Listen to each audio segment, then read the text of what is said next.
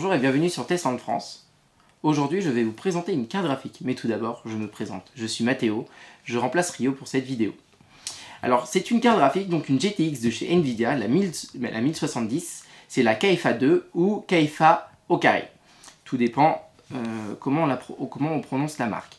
Donc, le modèle exact de cette carte graphique est la GTX 1070 Exoc Sniper White. Donc White, vous avez bien compris que c'était le modèle en blanc. Il existe aussi ce même modèle en noir.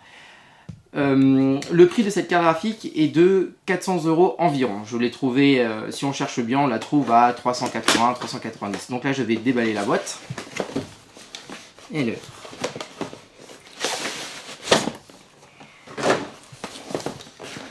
Donc vraiment une boîte toute simple. Il n'y a pas grand chose dedans. Donc on trouve tout d'abord un CD d'installation, donc le driver, etc. Et le manuel, le même manuel d'utilisation, mais en version numérique aussi sur le driver. Aussi on a un petit carnet qui nous explique comment installer la carte graphique dans son ordinateur, donc comment l'ouvrir, etc. Sur quel port PCI le mettre, etc. etc. Donc ici on voit la carte graphique, mais j'y reviens dans un instant. Nous avons un adaptateur pour l'alimentation, donc 2 Molex vers 1 6-pin. Et ici, 2 Molex vers 1 8-pin. Donc, ça sera, donc la carte graphique sera alimentée par un 8-pin et un 6-pin. Donc voici le gros bébé. Allez. C'est vraiment une grosse carte graphique. Sincèrement, donc voilà. Voici le bébé.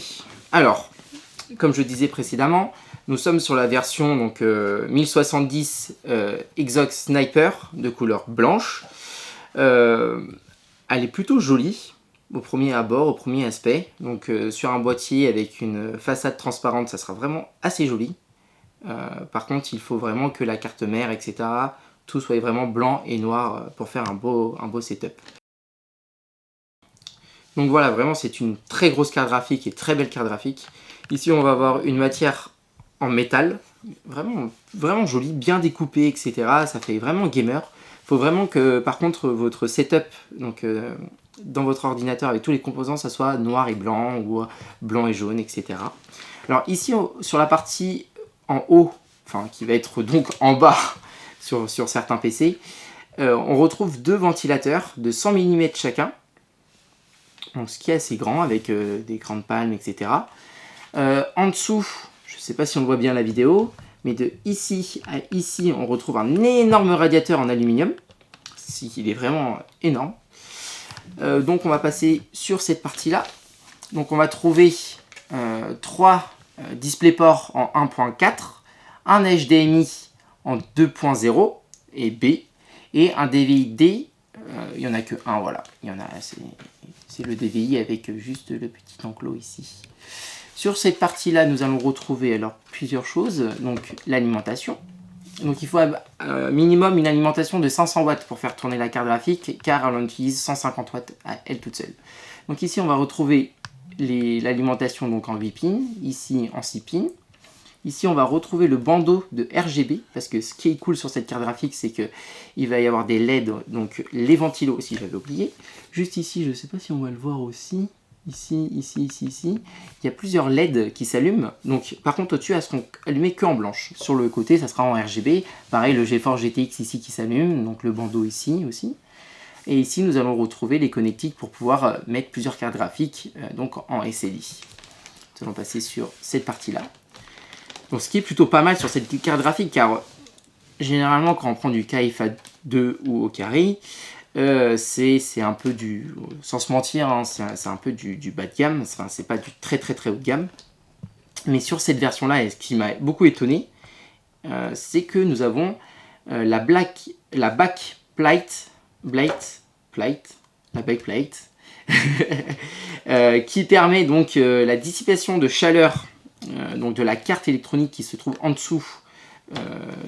Donc vraiment, ce qui est vraiment bien, c'est que ça permet à la chaleur donc vraiment d'être toute dissipée et de pouvoir être ventilé au meilleur avec un autre ventilo qui sera sur le PC, enfin dans le boîtier.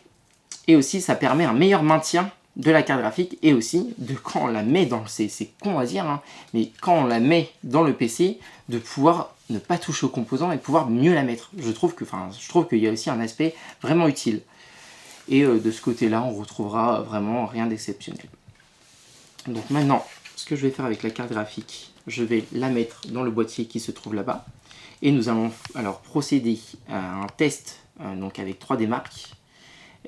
Aussi, je vais vous dire toutes les caractéristiques techniques, toutes les technologies de chez Nvidia qu'elle possède, car c'est vraiment un énorme monstre. A tout de suite. Alors là, nous allons passer aux caractéristiques techniques pures et dures de la carte graphique. Donc cette carte graphique, elle comporte donc 8 Go en GDDR5, ce qui est très bien et suffisant pour faire tourner tous les jeux actuels en ce moment. Mais aussi d'un processeur Pascal, d'une architecture Pascal, ce qui est vraiment bien, c'est les dernières, les 1000, la série 1000, ils ont fait une grosse carte graphique avec des bons gros processeurs et architecture Pascal, ce qui est vraiment bien comparé à l'ancienne technologie. Il y a vraiment une grosse différence en fait entre la série 900 et la série 1000, il y a vraiment une grosse différence de puissance. Une interface mémoire en 256 bits de 1920 Core CUDA, c'est énorme, mais vraiment énorme, c'est vraiment balèze, hein. On est sur beaucoup de Core CUDA et oui, ça vaut certaines Titans de l'ancienne génération. Donc à présent aussi elle a une technologie une gravure en 16 nanomètres, ce qui est très bien aussi. Elle embarque plein de technologies de chez Nvidia et ça c'est vraiment cool. Donc premièrement, elle a le GPU Boost 3.0, donc ce qui permet quand elle est allumée et quand elle n'est pas boostée, on est à 1519 MHz, et quand elle est boostée, on est à 1710, enfin 9 MHz en boost, ce qui est vraiment cool grâce à cette technologie. Il y a le GameWork, le Game Stream, ça c'est moins important, mais elle embarque toujours ça. Elle a le G-Sync, donc pour les DisplayPort, DisplayPort, il y a le G-Sync, donc une fluidité de l'image et les hertz qu'on va pouvoir augmenter, enfin qui seront mieux gérés, et on passera du 60 à 120, 144, 120 Hz ou 144 Hz, etc. Il y a la Physics X, la 3D Vision, c'est bien. Le Surround, donc qui permet d'avoir 5 écrans en même temps, une image simultanée sur 5 écrans, ça c'est vraiment top aussi. Pouvoir mettre du SLI, donc avoir 3 ou 4 cartes graphiques, même 2 cartes graphiques grâce à un pont SLI dans un ordinateur, donc ça permet que la puissance si on met 2 cartes graphiques, d'avoir la puissance des 2 cartes graphiques. Donc ça c'est vraiment si on veut du gros jeu vidéo et mettre tous les graphismes sur du 4K à fond. Derrière aussi, elle embarque la OpenGL 4.5, puis la VR, évidemment, cette carte graphique est compatible VR. Et aussi dans les jeux vidéo, donc genre dans Project Car, il y a cette possibilité de configurer ça pour le jeu, la TXAA et la FXAA, qui permet un traitement meilleur de l'image. La résolution max sur cette carte graphique est de 4090 par 1160 en résolution. Et aussi, j'ai oublié de préciser quelque chose tout à l'heure lors de la présentation de l'aspect de la carte graphique. J'ai oublié de dire les dimensions. Donc, en longueur, on est à 296. En hauteur, on est à 43 mm, donc 296 mm, je parle bien en millimètres. 43 mm, et en largeur, on va être sur 144 mm. Donc, désolé pour avoir oublié. Donc là, on voit le PC qui est branché. Donc aussi, grâce à un logiciel qu'on trouve sur le site de KFA2. Alors ça s'appelle Extreme Tuner Plus, donc à télécharger évidemment. Ce logiciel va vous permettre comme on peut le voir ici, de changer les couleurs de la carte graphique. Donc là j'ai mis dès que ça change, enfin genre en aspiration, mais dès que ça change de couleur. Mais aussi ce qui est super sur ce logiciel, c'est qu'on peut overclocker sa carte graphique. Donc ça c'est sympa. Et puis on voit vraiment la fréquence en direct, la mémoire utilisée là en direct. On peut aussi régler, c'est drôle, on peut aussi régler la vitesse des ventilateurs. Donc ça c'est plutôt pas mal. On peut aussi, mais il faut faire vraiment attention hein, quand vous overclockez. Là, vous pouvez y aller. Hein. Donc faites attention. Si vous avez un écran noir, c'est pas bon. Donc là vous pouvez aussi vous occuper du voltage de la carte graphique. Donc envoyer plus de watts à la carte graphique pour l'overclocker. Ici, vous pouvez l'overclocker. Donc là, on voit bien ici toutes les différentes, ce qu'on peut faire. Donc augmenter la fréquence du GPU, de la mémoire, power, mettre un peu plus en alimentation. Augmenter la température. Donc là, on serait bloqué à 83, mais on peut monter un peu plus, mais c'est pas top. Et monter les ventilos. Là ici on peut en fait aussi l'overclocker en un clic en fait là de 5% ou de 3%, donc moins risqué. Et on peut aussi le mettre en silence mode. Donc en silence mode les ventilateurs s'arrêtent. Et quand on fait de la bureautique, ce qui est vraiment cool sur cette carte graphique, c'est quand on fait juste de la bureautique, donc imaginons on fait juste du Word ou de l'internet, les ventilateurs qui est en dessous sont donc à l'arrêt. Et c'est juste le gros radiateur passif qui permet de refroidir la carte graphique. Donc dès qu'on balance par contre un jeu vidéo, les ventilateurs vont se mettre en route et là sur le logiciel j'ai mis en auto, donc ils vont se réguler entre 50 et 100%. Par contre un point négatif que je vous ai dit donc, tout à l'heure, c'est qu'en dessous donc, la carte graphique est éclairée, mais on ne peut pas changer les couleurs. Donc là c'est en blanc en dessous, mais là c'est en bleu en dessus. Et là on va juste changer la couleur. Là on va mettre donc en statique. Donc là c'est une couleur violette, c'est pas très joli. Donc imaginons on va mettre en rouge et je fais appliquer. Voilà, hop. Donc là il va plus bouger, donc on peut régler ça, donc c'est fun, on trouve ça fun. Alors maintenant je vais balancer GTA et je reviens tout de suite. Donc là on est sur GTA 5, je viens de le lancer. Donc là on est dans les paramètres du graphisme. Alors là on est en résolution donc 2K, donc 2560 par 1440. Après donc il y a le FXAA qui est activé, le MSAA qui est aussi activé en x4. Ouais, parce qu'autrement le NVIDIA TXAA n'est pas activé. Donc là il est activé aussi. La synchro verticale est activée, et puis après, vous allez voir, tout est en très élevé, ultra, très élevé, etc. Donc voilà, donc on va passer, jouer un petit peu. Donc vraiment, pas de lag, ouais, pas d'armes. Donc là, on a vraiment un environnement vraiment sans lag, quoi. Donc vraiment, c'est vraiment une bonne carte graphique. Après, on est sur un PC hard gamer aussi, on est sur un Core i7 de 4ème génération, 16 Go de RAM en Dominator, on a une alimentation de 1000 watts, un SSD de 1 Tera en Samsung et un disque dur de 4 Tera. Donc on a quand même la configuration pour pouvoir faire tourner ce jeu en 2K et sans problème, quoi. Donc vraiment une bonne configuration avec la carte graphique qui est en plus, l'architecture Pascal et cette GTX, c'est super. Donc maintenant je vais passer aux conclusions, mais aussi il y aura donc les benches, les différents benches donc, sur la carte graphique, donc sur la GTX 1070, mais aussi sur une GTX Titan X que Rio a possédé déjà. Donc on va faire un peu la comparaison entre les deux. Et après, je vais finir. On va voir les différents points positifs et négatifs. Donc à présent, nous avons effectué les tests 3D Mark sur la GTX 1070 et la Titan X, donc la GTX Titan X qui est dans le PC. Alors les résultats vont s'afficher à l'écran pour la GTX 1070. Donc voilà, là vous êtes en train de voir les résultats de la 1070. Donc ils sont assez importants, intéressants. On voit que l'architecture Pascal est quand même supérieure aux anciennes architectures de chez Nvidia. Donc vraiment la puce Pascal est très puissante.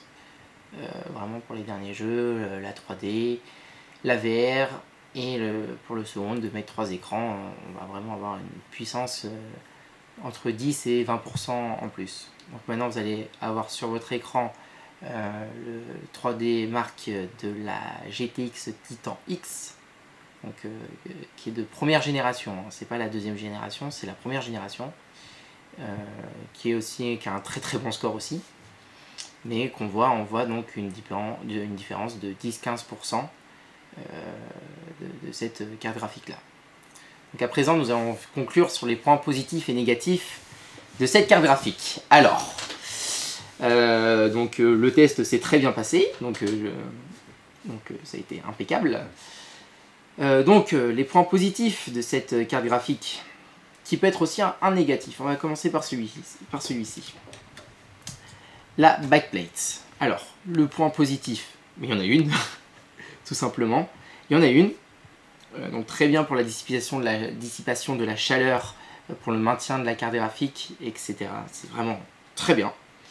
Le seul souci qu'on a eu donc dans ce boîtier, ci c'est que sur le slot, donc je vais vous montrer, sur ce slot là, le premier, sur le PCI Express 16X, impossible de mettre la carte graphique à cause de cette backplate. À cause de celle-ci, impossible de mettre la carte graphique dedans. Donc on a été obligé de la mettre où il y a l'emplacement actuel de la GTX Titan. Donc on a été obligé de faire ceci. Donc c'est pas très grave, mais imaginons, on veut un tri-slide ou un SLI. Un tri SLI ou juste un SLI. Imaginons on a une carte mère plus petite. Ou même juste une carte mère, imaginons avec un port PCI. Et qui se pose ce problème. Ben, obligé de la démonter et obligé de l'enlever. Qui peut être le point positif, donc, c'est un point positif et négatif parce qu'on peut quand même l'enlever. Donc ça va, ça compense quoi. Un autre point positif et que j'ai beaucoup aimé sur cette carte graphique, ce sont les LED RGB. Donc ce sont des lampes dedans, donc des petites lampes, des petites LED. Et on peut changer les couleurs de la carte graphique, etc. pour que ça aille mieux avec notre setup et puis là, avec les différents composants qui sont à l'intérieur de l'ordinateur. Ça j'ai vraiment aimé, c'était cool. Je trouve ça vraiment fun et cool de la part de KFA2. Aussi ce qui est bien sur les dernières, en fait c'est en général, ce qui est bien sur les dernières cartes graphiques de chez Nvidia, donc des différents constructeurs, ce sont l'architecture donc Pascal, vraiment très costaud derrière. C'est vraiment pour les jeux vidéo, pour GTA 5, Mafia 3, Just Cause 3, vraiment on peut enfin mettre les graphismes à fond sur du 4K. À fond sur du 4K, là je m'emballe, mais sur du 2K, sur du Full HD, voilà, c'était le mot que je cherchais, sur le Full HD, on peut mettre les graphismes vraiment à fond. Sur le 2K aussi, ça passe.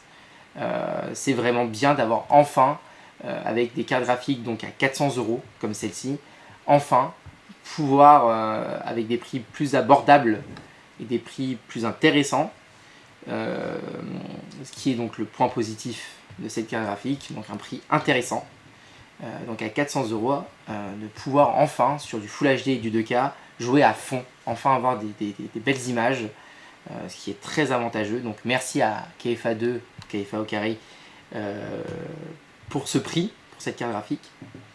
Après donc en point négatif, donc comme je disais tout à l'heure, la backplate, mais quand on regarde pour 400 €, on a quand même on peut changer le RGB, on a quand même cette plaque, alors que si pour 20 ou 30 ou 40 € de plus chez MSI, on n'aura pas cette possibilité là, on n'aura pas ces gros ventilos, qu'on aura la 1070 de base, comme chez Nvidia. Là je vais vous balancer une photo, comme ça vous allez voir la différence de la conception.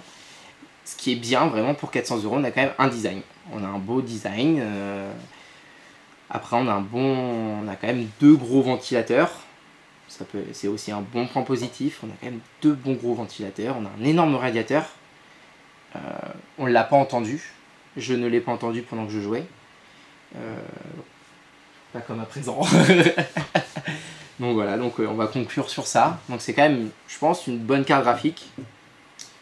Donc là je vais l'utiliser un peu plus. Si jamais j'ai un moindre souci, vous pouvez nous suivre sur Facebook et sur Twitter, je mettrai le souci. Mais si j'en ai pas, je le dirai aussi.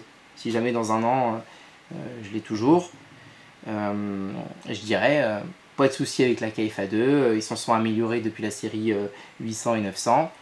Et voilà. Donc bref, je vais conclure sur ça et je pense que c'est une bonne carte graphique tout de même. Donc à voir.